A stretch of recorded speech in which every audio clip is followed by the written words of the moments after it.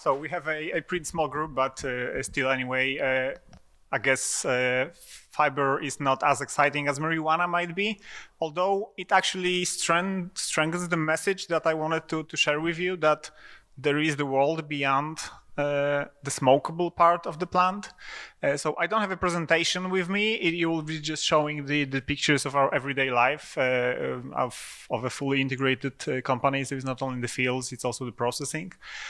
So a few words about me, then a few words about the few of you, and then we talk about the Fibre, and then we'll talk about the money, and then we'll talk about the law. If there will be any questions, I think due to the limited number of people, we can allow ourselves to just raise the questions as they come, or alternatively, we will be having a roundtable discussion afterwards, to which you're all invited. So I'm not here to present the company as itself. It's not a promotional presentation. It's rather, I'm involved in the hemp space for 20 years almost right now. Since the beginnings of my connection with this plant, I've been working as an activist for marijuana legalization. I've been running for the member of the parliament in Poland, for the member of the European Parliament, unsuccessfully, but with actually a bigger success than getting the office is raising the topic. It was 2011, 2014. In Poland, it was still a taboo talking about cannabis, and we went to the main radio station, main television stations, talking about the benefits of marijuana legalization. And then I never thought about starting a business. I've been telling people, like the voters, marijuana, hemp is tax revenue, what my colleague earlier was talking about Belgium, that's jobs. It could be hundreds of thousands of jobs in this industry. And everyone was telling, well, that's not true. If it would have been true, someone would have done it. So I started writing a piece for a major Polish newspaper about, as I was also working as a journalist in the hemp space, and I was writing a piece about how difficult it is, how actually impossible it is to get a license to start operating in a hemp space in Poland.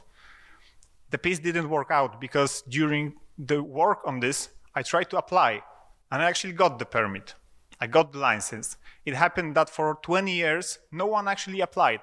Everyone was thinking it's so difficult that there's no point even in applying. Well, I did apply, it was 2014. And then it was like, whoops, now I have to run this company. Now I have to prove the points that I've been making during the elections, that there are jobs in there, there are money in there. So we started a company called Hemp Poland. It was later on sold to the Canadian holding, the Green Organic Dutchman. We started the brand Cannabinoids. It was our proprietary CO2 extraction facility in Poland.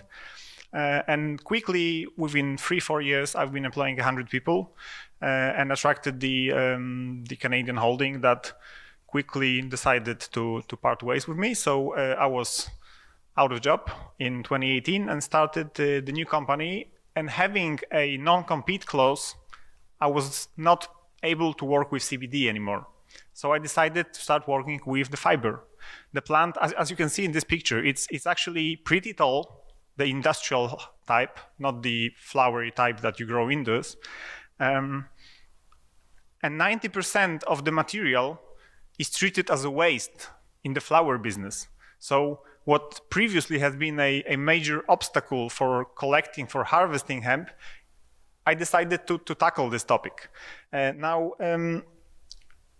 the new company is focused on CBD, on fibers. As I said, I don't want to talk about the company too much. If you have any questions, you're free to speak to me later. But in order to adjust the message to the audience, I would like to ask how many of you are already involved in the cannabis industry, already working in it? How many of you?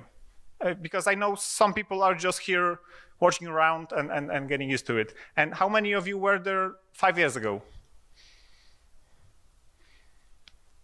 As I expected, it's less than a half. So we are actually operating in a very new market.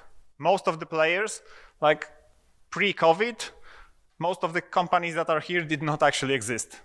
It is a good and a bad thing in itself, but Are there any of you working with the fiber at the moment, or have any experience in working with the fibrous materials? All right, which makes my life easier, because if there would have been someone, then he might know more than I do. And now me knowing a little bit about fiber, I'm the smartest man in the room. So that's quite comfortable in this area, at least.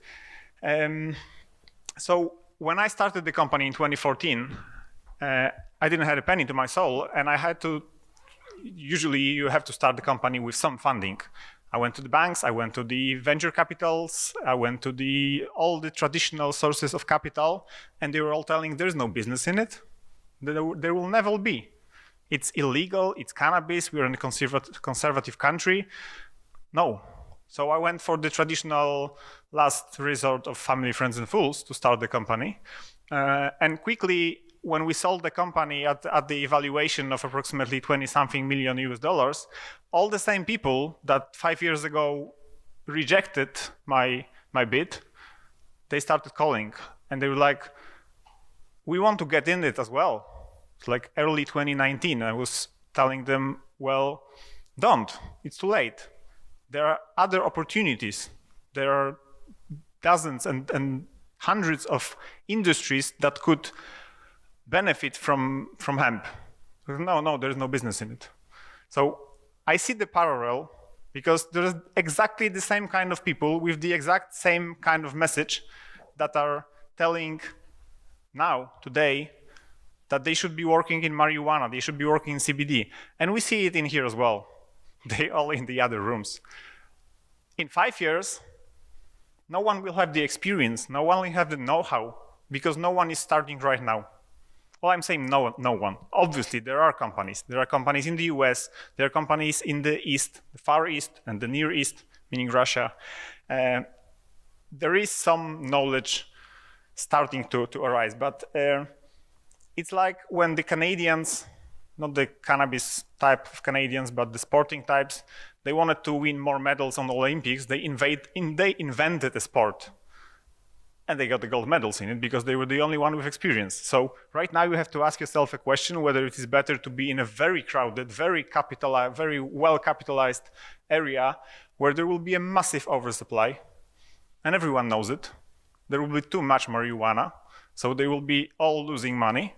Or you might be in a sector that is benefiting from it, because we are benefiting from the craziness about cannabinoids, because we all dual cropping. We collect the tops, but we are not harvesting on the very low raising varieties that has almost only flowers, but we just take the tops, process it into herbal products, and then all the remaining material that is supposed to be waste for other companies, it's actually a free fiber for us.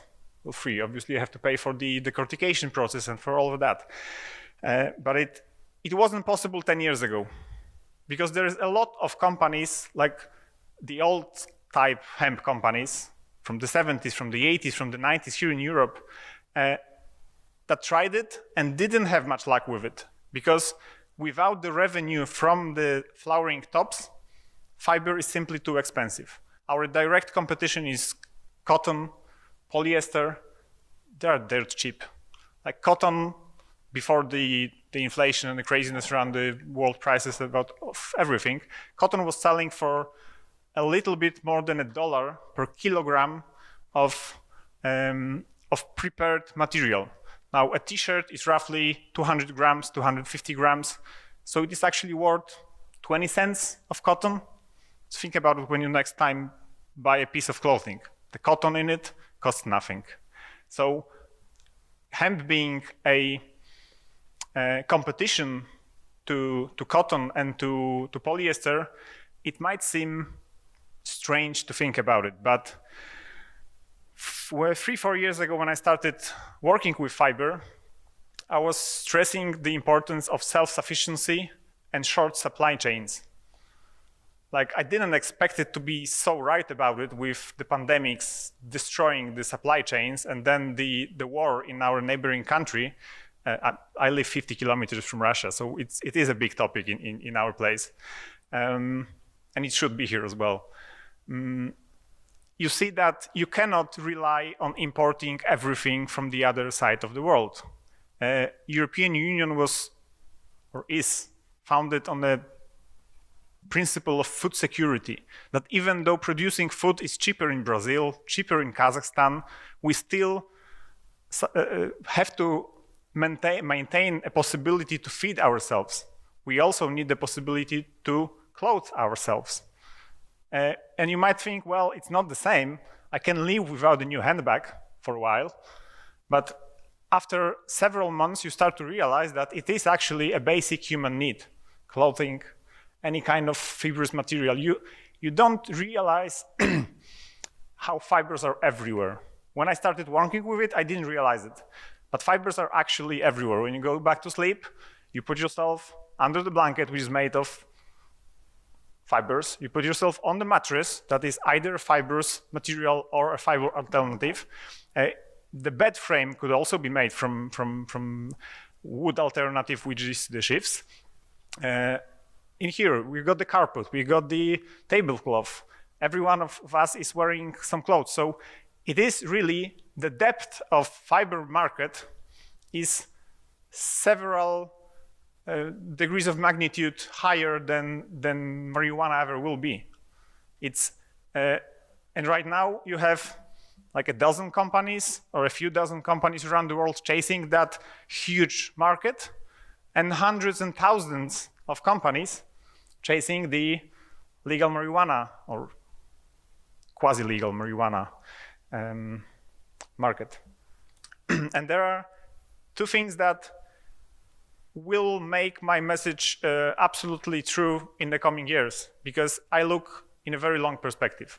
Short-termism is a very problematic thing for many businesses, but in here we are looking at two issues, peak oil and peak cotton. Why peak oil matters with fiber? Because all the polyester, all the synthetic materials that are most commonly used are byproduct of refining oil. So if we switch to electric cars, if we switch to solar power, and we will eventually, it won't happen next year or the following year, but it is a process that is already happening. The price of polyester will go up.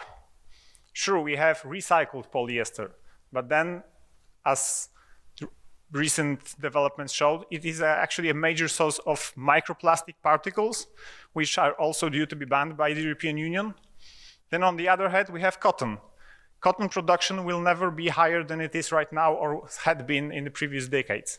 It is destroying the environment. It is it is produced in the countries that are very lax attitude to human rights. So right now, companies sourcing cotton from China have to prove that they're not sourcing it from Xinjiang, or however you pronounce the province, where there are some concerns about human rights. So as European producers, same applies to the US, hemp is one of a few alternatives we have to provide us with this self-sufficiency. Sure, you can import it from the other end of the world for some time, but that's not a sustainable solution. And from the marketing point of view, because you might think, well, it's not my job to save the world. From the marketing point of view, consumers are starting to realize it. And if you think about the cost of cotton in your pair of trousers, which is like $1 maybe, which is a very small percentage of the total cost of manufacturing, then even if hemp fiber is a little bit more expensive, let's say it's twice more expensive, then the cost of the pair of jeans rises by $1. And in the marketing value, it raises at least 50%, because you say it's ecological, it's locally produced, and all of those things, which consumers increasingly realize. So why is it not happening? Why is the fiber, the natural fibers, the hemp fiber, the linen fiber industry not faring very well at the moment? Because of the lack of investment. And Maybe lack of investment in the hemp industry would not be a perfect description because there's too much of investment, too much money chasing too little valuable projects. But there's a huge misallocation of those funds. They go to all the wrong places. From my perspective, in my opinion, building all those indoor facilities in Europe, in the US, many of them will be losing money. That's misallocation of funds. The same thing could be produced in Zimbabwe for a fraction of the price. But with fiber, with herds, you have to produce it locally. You cannot make construction materials in South Africa and bring it to Germany. It just doesn't make sense, especially with the raising transport cost. It used to cost me $1,000 to pay for the full container from Shanghai to Europe. Now it costs like 10,000. I don't even know, I don't use it anymore, but it's several times more expensive. So with flowers, with herbal material, you are at the risk of competition from low-wage countries with actually better climate. The same with bananas. We don't produce bananas in Europe, although Iceland does. But it's just not our climate zone. Hemp for flowers, it's also not our climate zone. Not Dutch, not Polish, not German. Southern Europe, maybe. But as we heard from the Portuguese guys, they're growing indoors anyway. For the GMP reasons, that's another story. But so the depth of this market is immense. Now, I said we'll talk about money for a moment. I've been to private funding, to my own funding, to venture capitals, institutional investors. I had some experience with all of them.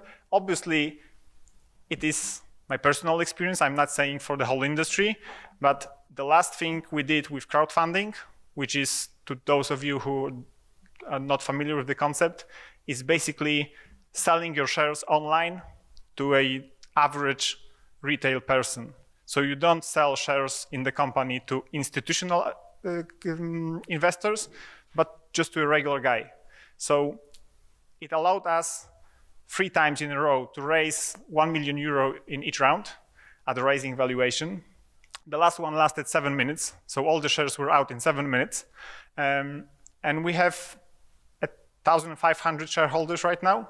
So not a single one of them has any significant voting rights, which from my perspective, after being in a situation where a big institutional investor has too much to say, and I'm actually losing the control of the company.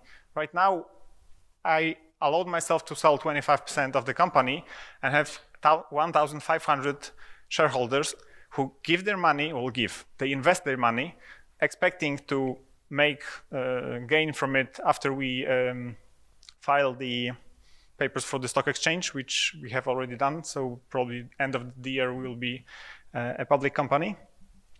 And I would strongly recommend it, at least to consider, to absolutely everyone, because the enthusiasm about this sector as a whole, I don't like the word business, but the whole industry is raising emotions. You cannot sell shares online to an unqualified investor with using only financial data. They won't go for it. They want something that they believe in, that just makes their heartbeat go higher. And cannabis and hemp are all those kind of things. And then if you enter into a public space saying, well, I'm yet another hemp company that will do exactly the same thing as 10,000 other companies is doing, no luck with that. If you go and say we're doing something else, something different from the thousands and thousands of uses that are mentioned in all the internet memes, like 90% of them are false, but there are still possibilities to use this plant in a variety of industries, then you actually have the strong possibility to raise significant amount of money for a startup. Obviously, €1 million, €3 million are not huge amounts of money when you think about the large-scale processing, because processing hemp for fiber, as Marie knows very well, requires a lot of space, a lot of capital, a lot of labor. It's completely different from flowers. With flowers, you have, I don't know, 100 times more value per cubic meter. So if you store hemp straw, which is like a bale this high, costs €100, then you need a lot of space to keep it. If you process it, you use a lot of energy. So there are completely different things to consider when you're entering this space. Now, there is also a connection between the hemp fiber and the CBD market, other than the historical parallels that I believe are very strong. I'm absolutely confident that the technical market, meaning shifts, fibers, and everything, will be worth more than the CBD market within 5 to 10 years. And there's really few companies that are interested in it right now. So it's basically easier to make money in hemp fiber than in marijuana, however strange that might sound. But there are parallels going beyond that. And they are in the legal space.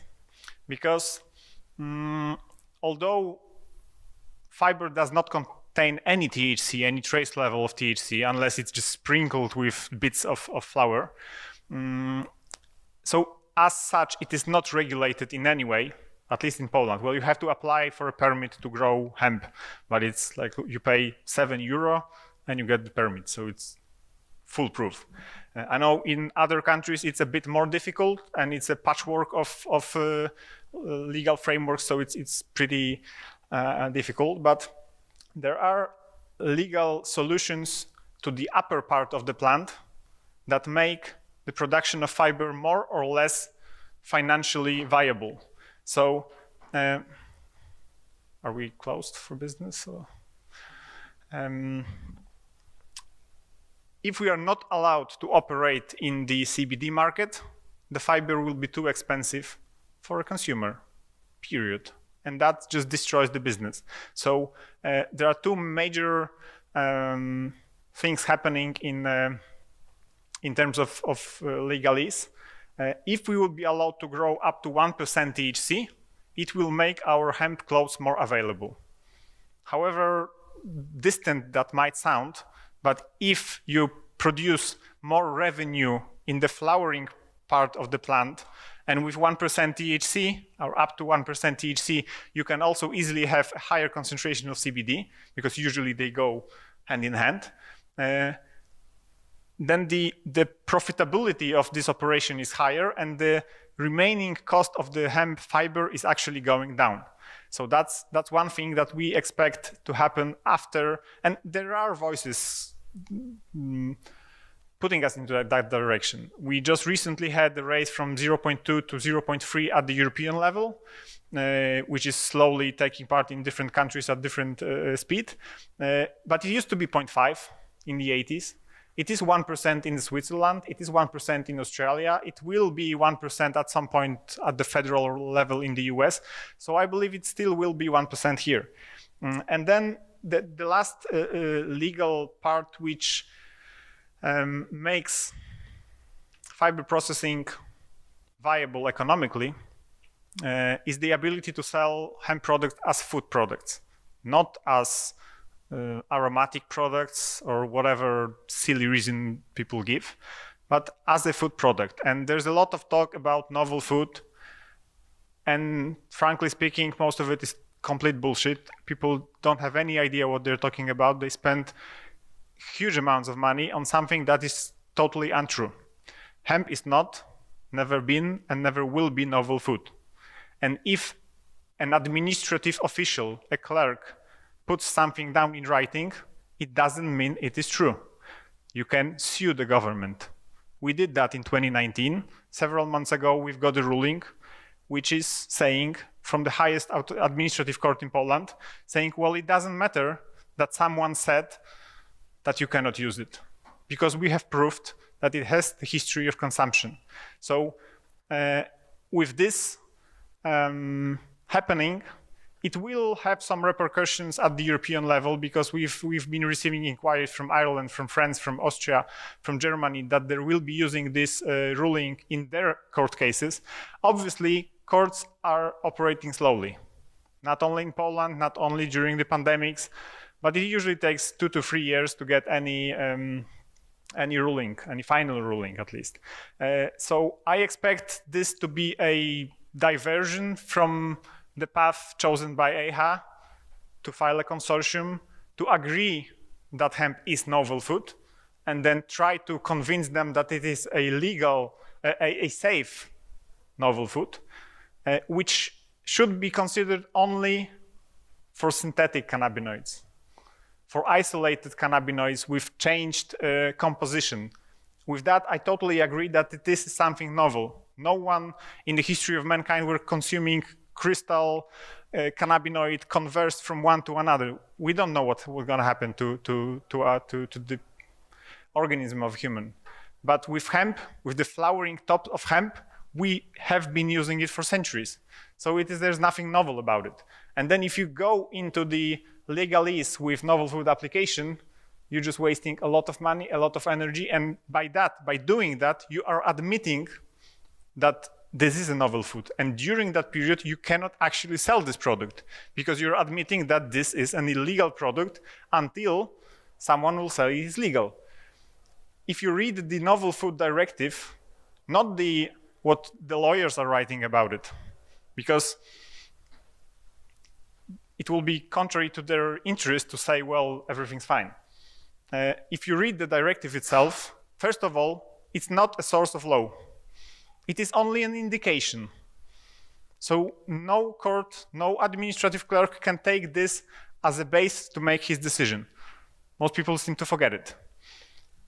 And then the other thing is, it's hilarious, but it says that if the business owner considers this thing to be novel, then he has to ask for permission.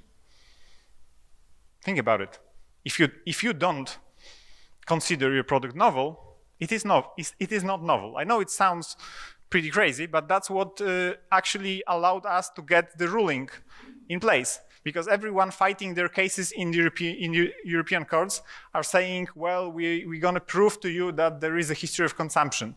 But then if you follow a slightly different road and say, well, I don't need to prove it because I don't have any doubts about it. And if you have doubts, you have to prove that there has been no use.